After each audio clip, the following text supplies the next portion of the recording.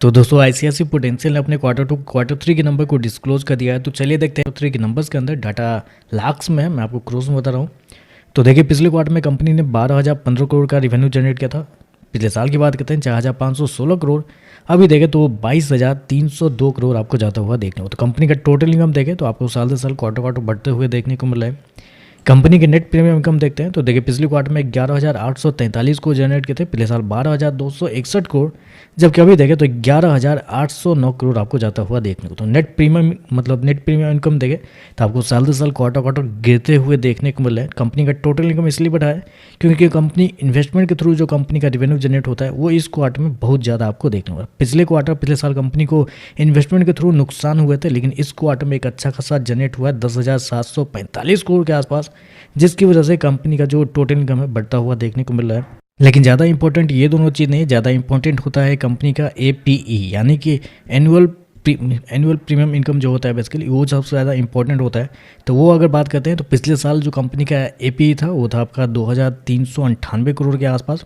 पिछले क्वार्टर की बात करते हैं तो पिछले क्वार्टर में 2,322 करोड़ के आसपास, जबकि अभी देखें तो कंपनी का जो एपीई है वो लगभग 2,436 करोड़ आपको जाता हुआ देखने को मिल रहा है। तो एक अच्छी चीज़ ये निकल के आ रही है कि जो सबसे इंपॉर्टेंट डाटा होता है वो यहाँ पे देखें तो आपको साल दर साल क्वार्टर बढ़ते हुए देखने को मिल रहे हैं।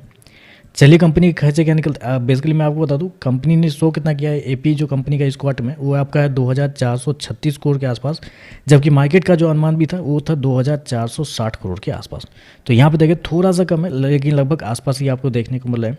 खर्चे की बात कर लेते हैं तो देखिए पिछले क्वार्टर में कंपनी के जो खर्चे थे 11,530 करोड़ के आसपास, पिछले साल 4,097 करोड़, जबकि अभी देखें तो 22,333 करोड़ आपको जाता हुआ देखने को मिला है। ऐसे में कंपनी के नेट प्रॉफिट देख लेते हैं तो देखिए पिछले क्वार्टर में कंपनी 295 करोड़ के प्रॉफिट में थी, पिछले साल 324 करोड़ के आसपास, जबकि अभी देखें तो 387 करोड़ आपको जाता हुआ देखने को मिला है। तो नेट प्रॉफिट देखें साल से साल क्वार्टर बढ़ते हुए देखने को मिल रहा है।